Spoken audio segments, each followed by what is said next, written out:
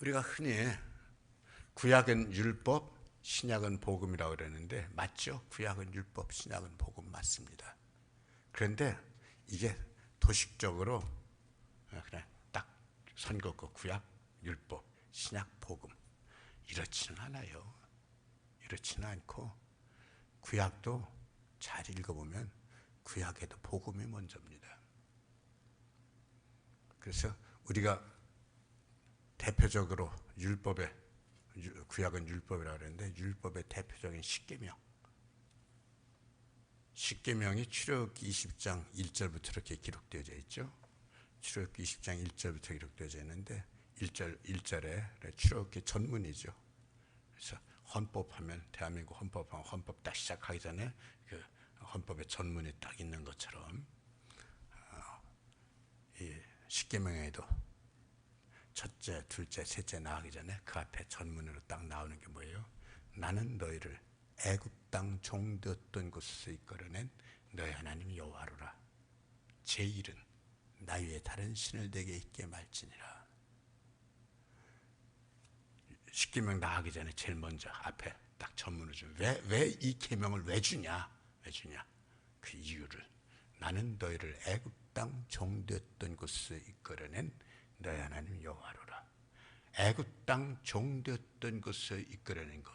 그게 뭐예요? 그게 복음이죠. 그게 복음이죠. 애굽 땅에서 노예 생활하면서 희망이 없을 때, 자유가 없을 때, 삶의 모든 것이 힘들 때, 그래서 저들이 너무너무 인생이 힘들어가지고 탄식하면서 부르짖을 때, 그때 하나님께서 모세를 부르십니다. 모세야, 내 백성 이스라엘의 부르짖는 소리를 내가 들었다. 내 백성 이스라엘의 부르짖는 소리를 내가 들었다. 너는 애굽으로 가라. 내가 저들을 건져낼 거다. 그러면서 하나님 능력으로 애굽의 열 가지 재앙을 내려 홍해바다 갈라가면서 능력으로 하나님 건지시죠. 이게 뭐예요? 이게 복음이죠. 이게 복음입니다. 제가 신학을 공부하기 시작하면서 그렇게 갈등하고 방황할 때 읽은 책, 예수 그리스도는 누구냐? 예수 그리스도는 내 인생의 깊은 웅덩이에서 어느 누구도 꺼내줄 수 없는, 내 혼자도 나오지 못하고 어느 누구도 꺼내줄 수 없는 깊은 웅덩이에서 나를 꺼내주신 분이다. 이게 구원이다. 그 깊은 웅덩이를 그 책에서는 뭐라고 그랬냐? 자가당착적이라고 표현했어요. 자가당착적인 그 깊은 웅덩이에서 나를 꺼내주신, 이게 복음이고 이게 구원이고. 제가 그 구절을 얼마나 줄을 긋고 또 읽고 또 읽고 울면서 또 읽고 또 읽고 거의 새까맣게 될 때까지. 왜요? 그게 은혜예요. 그게 구원이에요. 그게 복음이에요. 율법은, 구약은 율법이고 신약은 복음이다. 아니에요. 꼭 그렇게 도식적으로 말할 수 없어요. 율법의 시작은 복음이에요. 나는 너희를 애굽 땅 종되었던 곳에서 이끌어낸 너희 하나님 여호와다. 너희를 애굽 땅 종되었던 곳에서 건져낸 구원해낸 너희 하나님 여호와다. 너희 애굽 땅 종되었던 곳에서 건져낸 게 뭐예요? 그게 복음이라니까요. 그게 복음이에요. 그래서 구약의 어떤 분은 그랬어요. 구약의 하나님은 무서운 하나님, 신약의 하나님은 좋으신 하나님. 아니에요. 같은 하나님이에요. 같은 하나님이에요. 어떤 이단은 심지어 구약의 하나님은 열등한 하나님, 신약의 하나님은 우등한 하나님. 성경 잘못 본 거예요. 같은 하나님이에요. 그래서 구약도 어디서부터 시작하냐? 하나님이 우리를 사랑하셨다. 하나님이 우리를 사랑하셨다. 그러니까 구원하신 거죠. 그러니까 복음이 시작되는 거죠. 하나님 우리를 사랑하셨다. 창세기 3장에서 인류가 처음으로 하나님 말씀 거역하고 불순종하고 범죄하면서 에덴 동산에서 쫓겨날 때, 에덴 동산에 쫓겨날 때 하나님 제일 먼저 하시는 것이 뭐냐? 저들의 벌거벗은 것을 부끄러워하면서 숨었으니까 저들의 벌거벗은 것을 가리게 하기 위해서 가죽옷을 지어 입히고 그러면서 약속을 하시는 거예요. 엄청나게 중요한 약속을 하세요. 어떤 약속? 여인의 후손이 뱀의 머리를 깨뜨릴 것이다. 여인의 후손이 뱀의 머리를 깨뜨릴 것이다. 뱀의 머리, 뱀, 사탄, 머리, 권세, 사탄의 권세를 깨뜨리는 여인의 후손으로는 오신 그분. 갈라디아서 4장 4절에서 이거를 선언하죠. 때가 참에 하나님께서 그 아들을 여인의 후손으로 이 땅에 보내셔서 우리를 건져내시는 것을 선언하죠. 구약의 핵심은 뭐예요? 구약의 핵심은 사랑입니다. 구약의 핵심은 은혜입니다. 구약의 핵심은 복음입니다. 이 복음을 복음으로 복음되게 더 확실하게 설명해 주기 위해서 먼저 율법을 주고, 왜요? 은혜는 질서니까. 율법은 질서거든요. 그래서 율법을 딱 써서 율법이 있으니까는 이게 죄인지 아닌지, 자가 있으니까 이게 반듯하지 않은지 잴 수 있는 것처럼 율법이 있으니까 우리의 삶이 죄인지 죄가 아닌지 이거 잴 수 있고, 내 힘으로 건져낼 수 있는 것이 아니라 예수 그리스도의 십자가의 은혜로 내가 살고 천국의 복을 받고 영생의 복을 받고, 그래서 복음이 확실하게 드러나는 것이 이제 신약 성경이 되는 거지, 구약엔 복음이 없었다가 아니라 구약도 복음에서 시작한다. 오늘 말씀에서 이렇게 얘기를 합니다. 내가 너에게 전하는 것은 새 계명을 쓰는 것이 아니라 너희가 처음부터 가진 옛 계명이니 이 옛 계명은 너희가 들은 바 이 말씀이다. 사도 요한이 하는 말입니다. 내가 너에게 주려고 하는 건 새 계명을 주려고 그러는 것이 아니다. 본래 옛날서부터 있었던 옛 계명이다. 본래 옛날서부터 있었던 옛 계명이다. 그런데 뭐라 그러냐? 8절에서 다시 이렇게 얘기를 해요. 다시 내가 너에게 새 계명을 쓰느니 그에게와 너에게도 참된 것이라. 이는 어둠이 지나가고 참빛이 벌써 비침이니라. 잘 보세요. 7절에서는 뭐라 그러냐? 내가 너에게 말하는 것은 새 계명이 아니라 옛 계명이다. 본래부터 있었던 거다. 8절에서는 뭐라 그래요? 내가 너에게 새 계명을 준다. 그러면 이건 딴 거라 해야 되잖아요. 본래부터 있었던 옛 계명, 이건 새 계명. 근데 사도 요한이 하는 말은 뭐예요? 본래부터 있었던 옛 계명은 뭐예요? 사랑. 그러면 8절에서 내가 너에게 새 계명을 쓰는 이 새 계명은 뭐예요? 사랑. 결국 사도 요한은 요한일서에서 사랑을 말하는데 이 사랑은 본래부터 있었던 옛 계명, 태초부터 원래부터 있었던 것이 사랑이었고, 그것을 내가 다시 강조하면서 새롭게 내가 다시 강조하는데 그게 뭐예요? 그게 바로 사랑이다. 옛부터 본래부터 있었던 것이 사랑하는 거고, 우리가 예수 믿으면서 은혜 받으면서 새롭게 인생을 시작할 때 하나님 앞에 새롭게 눈을 뜨는 것이 사랑이고, 우리는 은혜 받으면서 새롭게 사랑에 눈을 뜨는 것이 맞습니다. 그런데 새롭게 사랑에 눈을 뜬다고 해서 그것이 그때 처음으로 나온 것이 아니라 본래부터 있었던, 옛날부터 있었던 복음의 핵심이고 은혜의 핵심이 바로 사랑이다. 무슨 얘기예요? 우리가 예수 믿으면서 우리가 인생을 살면서 사랑은 항상 은혜 받으면서 늘 새롭게 생솟음 쳐서 나오는 것이 뿐만 아니라 본래부터도 태초부터도 사람이 사람되게 살기 위해서는 사랑이라 해야 된다. 그래서요, 여기 말씀에서 이제 그렇게 얘기하면서 그 다음 뭘 말하냐? 빛을 얘기를 해요. 빛을. 뭔 빛이에요? 사랑의 빛.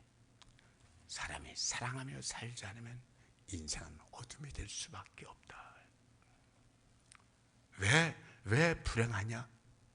왜 인생이 힘드냐? 왜 인생이 고통 속에 있냐? 왜 인생이 저주 속에 있냐? 사랑하지 않기 때문에. 사랑하지 않기 때문에. 불행한 이유, 사랑하지 않기 때문에.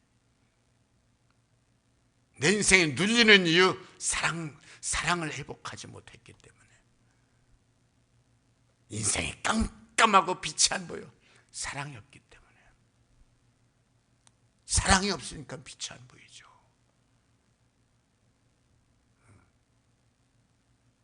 그래서 우리가 오늘 말씀에서 아주 중요한 것, 인생은 본래부터 사랑이었고 은혜 받으면 사랑이고 행복은 사랑이에요. 빛은 사랑이에요. 사랑하지 못하면 그때부터 인생이 어두워지는 거예요.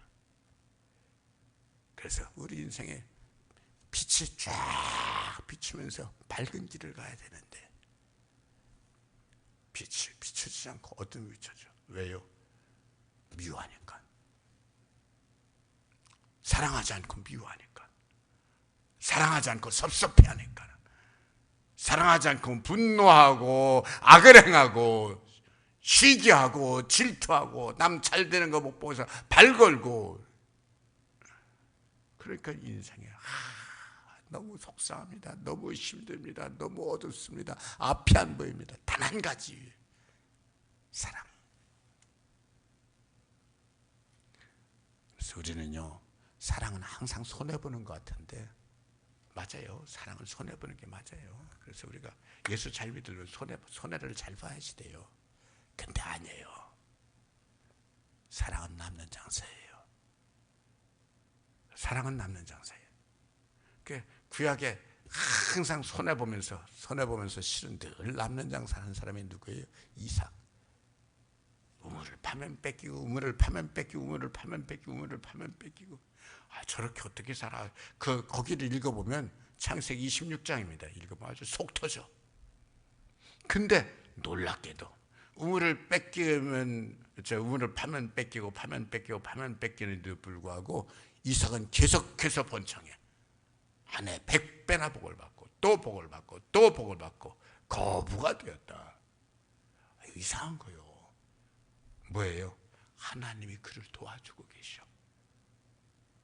우물을 파면 뺏기고 파면 뺏기고 파면 뺏기는데 이 사람은 희한하게 뺏길 때 아야 소리도 안 하고 그냥 뺏겨. 사람이 어떻게 이렇게 좋을 수가 있어? 아니 이렇게 어떻게 속이 없을 수가 있어? 근데 희한한 게 다른 사람이 우물을 파면 안 나오는데 이삭이 우물을 파면 항상 물이 나와. 뭔가 있어. 이삭이 있는 것이 아니라 뭔가 하나님이 도와주시는 거라. 그렇게 우물을 뺏기면은 이 목축업자 양떼 소떼가 떼죽음을 당해야 되는데 물을 못 먹으니까 아니 번창해. 결국은 어떻게 해요? 왕이 바리바리 싸들고 쫓아와서 이삭에게 하는 말이에요. 나랑 화해하자. 그제서 한마디예요. 네가 나를 쫓아낼 때는 언제고 화해하자 그러니까 너 뭐냐? 내가 보니 너는 하나님께 복받은 자들아. 하나님이 너와 함께하는 것을 내가 봤다. 이게 뭐예요? 이게 앞에서 손해보는 거 뒤에서 몇십 배 몇백 배 하나님 채워주시는. 이게 이삭이가 뺏고 뺐던 그 원주민 왕의 눈에도 이게 보이더라는 거요. 이게 보이더라는 거요. 사랑은요 항상 손해보는 것 같아. 항상 손해보는 것 같아. 왜? 사랑은 늘 지는 것 같으니까. 근데 아니에요. 사랑은요 항상 남는 장사예요. 왜요? 하나님은 뒤에서 채워주세요. 뒤에서 채워주세요. 은혜 주세요. 복 주세요. 능력 주세요. 하나님 책임져 주세요. 하나님 역사하세요. 그래서 요한일서의 핵심 구절은 뭐예요? 사랑하는 자들아 우리가 서로 사랑하자. 사랑하는 자들아 우리가 서로 사랑하자. 우리요 예수 믿으면서 다른 건 다 몰라도 예수 믿으니까 능력 받았대. 그 능력 못 받았어도 괜찮아. 예수 믿고 저 사람 복을 받아서 돈을 그렇게 많이 벌었대. 그거 못했어도 괜찮아. 예수 믿으면서 달라진 모습. 저렇게 사랑이 많으냐. 저렇게 사랑이 많으냐? 아무개는 정말 사랑으로 살아. 세상적인 관점에서 보면은 이해가 안 돼. 권력을 추구하는 것도 아니고 물질을 추구하는 것도 아니고 아무것도 아니고. 근데 아니야. 그 사람 속에는 열매가 있고 은혜가 있고 복이 있어. 왜요? 하나님은 사랑이시니까. 그래서 고린도전서 12장 13장에 하는 얘기, 그 얘기잖아요. 고린도전서 12장에서 성령의 9가지 은사를 얘기하는데 그 한 가지 한 가지 은사들이 얼마나 대단한 은사들이에요. 얼마나 엄청난 은사들이에요. 한 가지 한 가지 은사들이 그야말로 모세의 10가지 재앙처럼 천지를 개벽하는 은사들이에요. 방언 은사도 그렇고 병 고치는 은사도 그렇고 능력 행하는 은사도 그렇고 그런데 그 모든 걸 다 합쳐도 그 다음에 나오는 은사보다는 못해. 내가 너희는 더욱 큰 은사를 삼아라. 내가 제일 좋은 길을 너에게 보이리라. 사랑은 오래 참고 사랑은 온유하며 시기하지 아니하며. 사랑은 하나 화려하지 않아.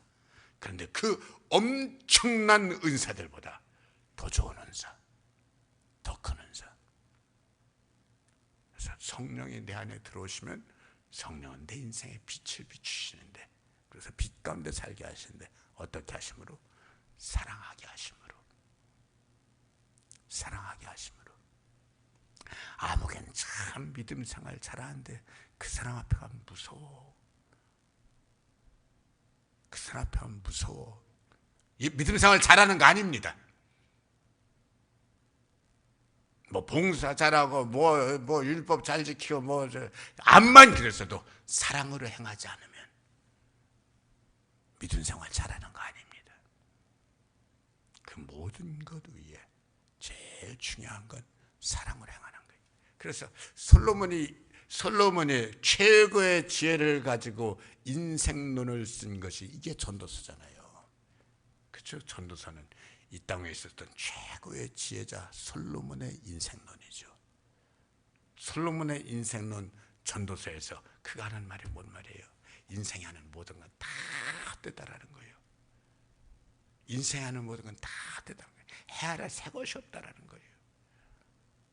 뭘 해도 헛되다라는 거예요. 쭉 왜 헛되냐 쭉 써놓고서 마지막 결론에 가서 이렇게 얘기를 해요. 그러므로 인생을 살면서 우리가 인생에 주안점을 두고 두 가지가 있다는 거예요. 주안점을 두고 두 가지가 있다. 즐겨라. 인생 즐겁게 살아야 된다.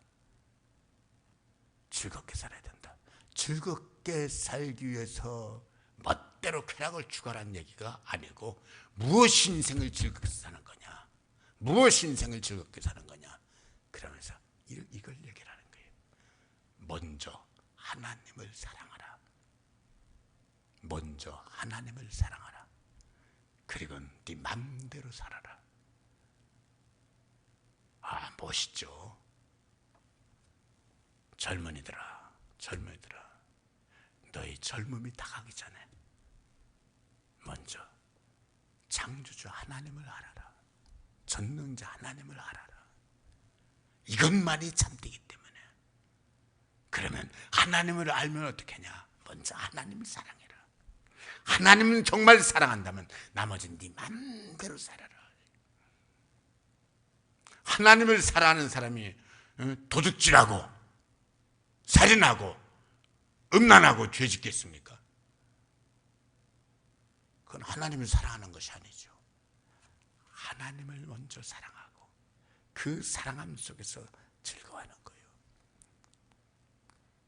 악을 행하는 사람들은 하나님을 사랑하는데 어떻게 인생을 즐기냐? 왜? 저들은 경건하고 거룩하게 살면은 재미가 없는 줄 아니까는.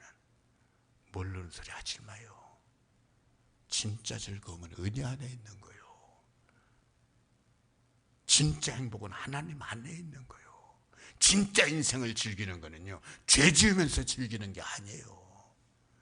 하나님 신 자연 만물을 은혜 안에서 누리는 거예요. 똑같이 돈 있어도요, 죄 지면서 쫓겨다니면서 사는 거하고요, 하나님 주시는 은혜를 누리면서 사는 거하고요, 이건 전혀 다른 거예요. 악하고 죄 가운데 빠진 사람은 하나님 앞에 거룩하고 은혜 안에 사는 것을 그렇게 살면서 무슨 재미가 있냐? 왜? 죄에 눌려 있으니까, 죄에 물들어 있으니까는. 아니에요. 진짜 인생은 은혜 안에 있는 거예요. 진짜 행복은 하나님 안에 있는 거예요. 진짜 즐거움은요, 하나님 안에서 기뻐하며 사는 거예요. 그래서 성경은 말하는 거예요. 항상 기뻐하라. 쉬지 말고 기도하라. 범사에 감사하라. 항상 기뻐하는 건 은혜 안에서만 가능한 거예요. 은혜 떠나서도 내가 얼마나 즐긴데 눌리잖아요. 허무하잖아요. 전도서 기자가 말하는 인생은 헛되고 여기에 다 걸려버리잖아요. 허무해지잖아요. 술 마시고 노래하고 춤을 춰봐도 가슴엔 슬픔뿐이잖아요. 허무하잖아요. 진정 중요한 건 뭐예요? 너는 인생의 궁극을 다 알았으니 먼저 하나님을 사랑하라. 먼저 하나님을 사랑하라. 정말 하나님을 사랑하는 사람은요, 인생을 사랑하는 거예요. 정말 하나님을 사랑하는 사람은요, 나를 사랑하는 거예요. 그래서 내 이웃을 내 몸과 같이 사랑하라 그랬으니까는 나는 사랑하는 거 아닙니다. 잘 보세요. 내 몸과 같이 사랑하는 거예요. 정말 이웃을 사랑하는 사람은요, 자기가 소중한 줄 아는 사람이에요.